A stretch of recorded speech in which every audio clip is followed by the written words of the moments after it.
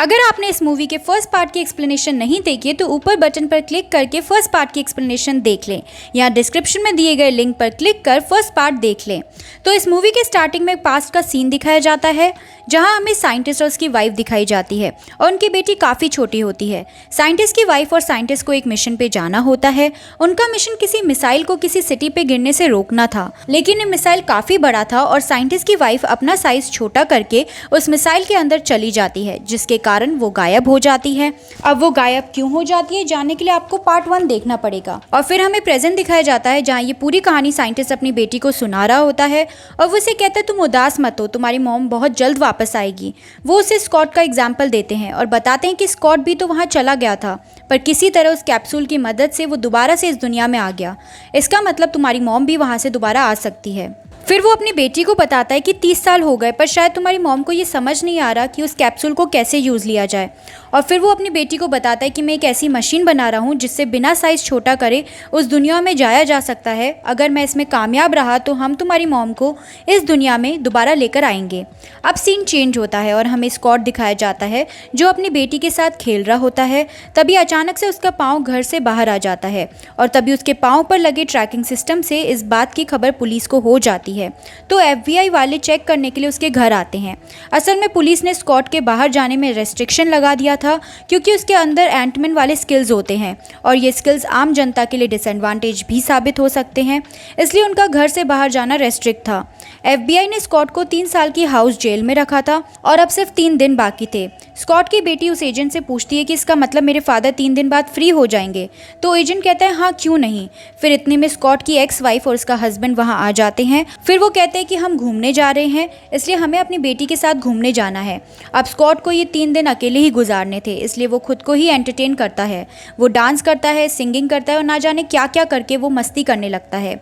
और एक दिन नहाते हुए उसकी आंख लग जाती है और वो खुद को शीशे में एक औरत के रूप में देखता है और उतने में वो डर जाता है और उसकी आंख खुल जाती है। असल में ये औरत उस साइंटिस्ट की वाइफ थी, इसलिए तुरंत स्कॉट उस साइंटिस्ट को कॉल लगाता है और बताता है कि मैंने अभी छोटा सा सपना देखा जिसमें मैंने आपकी वाइफ को देखा। और ये कहकर स्कॉट सो जाता है। फिर जब दोबारा उसकी आंख खुलती है तो वो देखता है कि वो एक कार में होता है और पास में साइंटिस्ट की बेटी होती है और उससे पूछता है कि तुम मुझे कहाँ ले जा रही हो, अभी मेरे घर से निकलने में 3 दिन बाकी हैं। तो वो लड़की कहती है तुम उसकी चिंता मत करो, मैंने वहाँ किसी को छोड़ दिया है जो बिल्कुल तुम्हारी जैसी हरकतें कर रहा है और पुलिस को बिल्कुल शक नहीं होगा कि तुम बाहर हो। और वो उसे बताती कि हम दोनों को एक मिशन पे जाना है। वो स्कॉट को अपने फादर की लैब में लाती है जहाँ वो साइंटिस्ट उससे बताता है कि मैं वो उस गुमनाम दुनिया में जाने के लिए एक मशीन बना रहा हूँ जहाँ मैं जाकर अपनी वाइफ को लेकर आऊँगा और मुझे इसमें तुम्हारी मदद चाहिए क्योंकि तुम्हें मेरी वाइफ आज दिखाई दी। इसका मतलब हमें एक क्लू मिला है कि शायद मेरी वाइफ अभी तक जिंदा है। और साथ साथ मैंने तुम्हें इसलिए बुलाया है कि मुझे एग्जैक्ट तुम बता सको कि उस दुनिया में है क्या, क्योंकि तुमने उस जगह को एक्सपीरियंस किया है। अब वो तीनों उस मशीन को चलाने के लिए उस पर मेहनत करते हैं, पर मशीन चलने का नाम ही नहीं ले रही थी। तब उन्हें पता चलता है कि इस मशीन को चलाने के लिए कंट्रोलर की ज़रूरत है। अब ये कंट्रोलर जिस आदमी के पास होता है वो उससे मिलने के लिए वहाँ जाते हैं और फिर वो आदमी जिसके पास कंट्रोलर होता है वो साइंटिस्ट की बेटी से कहता है कि ये कंट्रोलर तो मैं तुम्हें दे दूंगा, पर इसके बाद तुम्हें मेरी एक शर्त माननी पड़ेगी और तुम्हें तुम्हारी लैब बेचनी पड़ेगी। फिर साइंटिस्ट की बेटी इस बात से मना कर देती है और कहती कि मैं इस लैब को कभी नहीं बेचूंगी और बिना कंट्रोलर लिए वहाँ से जा रही होती है। पर उसे अपनी मॉम को उस दुनिया से निकालने के लिए वो कंट्रोलर चाहिए था, इसलिए वो अपने फादर के दिए सूट को पहन लेती है और सभी से लड़ झगड़ कर वो डिवाइस चुरा लेती है और वहाँ से जा ही रही होती है। तभी उसके सामने उस आदमी की बनाई हुई गोश्त सामने आ जाती है और उस गोश्त में ये एबिलिटी थी कि वो कभी भी इनविजिबल हो सकती थी। अब उन दोनों में काफ़ी ज़्यादा फाइट स्टार्ट हो जाती है। गोश्त साइंटिस्ट की बेटी को काफ़ी ज़्यादा मारती है क्योंकि उसके अंदर काफ़ी ज़्यादा स्किल्स थी और वो उसे ज़ख्मी करके वो कंट्रोलर ले लेती है और साइंटिस्ट की लैब को भी ले लेती है। और अब उस साइंटिस्ट के हाथ में कुछ नहीं था, इसलिए वो काफ़ी अपसेट हो जाते हैं। फिर वो साइंटिस्ट कहता है कि एक प्रोफेसर मेरा दोस्त है और जब मेरी वाइफ गुम हो गई थी तब उसने मेरी काफ़ी मदद की थी और होपफुली वो अभी भी मेरी मदद करेगा। फिर वो तीनों उस प्रोफेसर के पास जाते हैं और हैरान रह जाते हैं क्योंकि वो देखते हैं कि वो गोश्त जिसने कंट्रोलर और उनकी लैब छीन ली थी वो वहाँ मौजूद होती है। और फिर वो साइंटिस्ट अपने फ्रेंड से पूछता है ये तुम्हारे साथ क्या कर रही है, क्या तुम लोग आपस में मिले हुए हो। तो वो प्रोफेसर को बोलता है कि तुम्हें याद है हम कितने अच्छे दोस्त हुआ करते थे और तुम्हें पता है कि तुमने इंडस्ट्री के सारे साइंटिस्ट पर ब्लेम लगाया था कि उन्होंने तुम्हारा वो केमिकल चोरी करने की कोशिश की। तब उन्हीं में से एक जो तुम्हारा ही दोस्त था उसने गुस्से में आकर तुम्हारे खिलाफ प्लानिंग शुरू कर दी। लेकिन इस बात से उसे भी इंडस्ट्री से निकाल दिया गया, क्योंकि अगर सब लड़ते रहेंगे तो रिसर्च कौन करेगा। फिर उसने तुम्हारे जैसे केमिकल के लिए रिसर्च करना शुरू कर दी और मैं भी उसी के साथ मिल गया और हम दोनों तुम्हारे बनाए सूट जैसा सूट बनाने में जुट गए।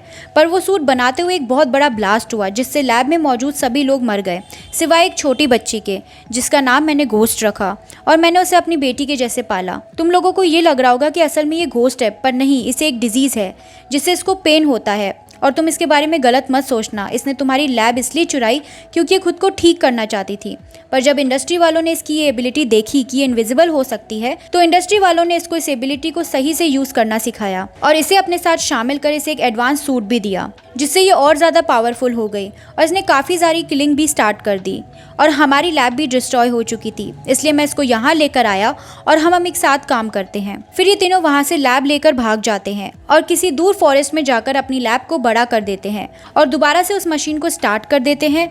और लकीली इस बार उस मशीन में कोई एरर नहीं आती और उस मशीन से उस दुनिया में कुछ सिग्नल्स भेजे जाते हैं, जिससे स्कॉट और साइंटिस्ट की वाइफ आपस में कनेक्ट हो जाते हैं। फिर मशीन में दोबारा से कोई एरर आ जाती है, पर इस बार स्कॉट उन सारी एरर्स को ठीक कर देता है। पर दूसरी तरफ पुलिस को इनकी लोकेशन पता चल गई थी और ये पुलिस उन इंडस्ट्री वालों से मिली हुई थी, इसलिए पुलिस ने उन्हें चारों तरफ से घेर लिया था और साइंटिस्ट अपनी लैब को दोबारा से छोटा कर देता है। पर साइंटिस्ट और उसकी बेटी को पुलिस पकड़ लेती है, पर स्कॉट उन्हें बचा लेता है। पर वहीं वो घोस्ट आ जाती है जो दोबारा से लैब चोरी कर लेती है। पर स्कॉट अपनी चींटियों की फौज के साथ जाकर वो मशीन लाता है। फिर वो साइंटिस्ट उस मशीन में बैठकर उस जगह चला जाता है जिस जगह उसकी वाइफ फंस चुकी थी। फिर वहां जाते ही वो अपनी वाइफ की लोकेशन ढूंढने में लग जाते हैं और दूसरी तरफ वो घोस्ट भी उस लैब को लेकर भाग रही होती है, क्योंकि वो खुद को ठीक करना चाहती थी और ये करने के लिए उसके पास काफ़ी कम टाइम था। फिर वो आदमी आता है जिसके पास मशीन कंट्रोलर था। वो आदमी लैब को चुरा लेता है और शिप में जाने लगता है। तभी एंटमैन अपना साइज बहुत बड़ा कर देता है और शिप के पास जाकर उस लैब को उससे दोबारा ले लेता है। दूसरी तरफ हम साइंटिस्ट को देखते हैं जिनको फाइनली उनकी वाइफ मिल जाती है और वो उसे लेकर दोबारा से इंसानों की दुनिया में आ जाते हैं। बाहर आते ही साइंटिस्ट की वाइफ उस घोस्ट को देखती है और उसे कहती है कि मुझे पता है कि तुम्हें कितना पेन हो रहा है। फिर वो उसका हाथ पकड़ती है, जिससे उस घोस्ट की डिजीज़ ठीक होने लगती है और वो दोबारा से नॉर्मल इंसान बन जाती है। इसका मतलब साइंटिस्ट की वाइफ के अंदर ये कमाल की कैपेबिलिटी थी, पर अभी तक पुलिस वहाँ थी और उन्हें पकड़ना चाहती थी।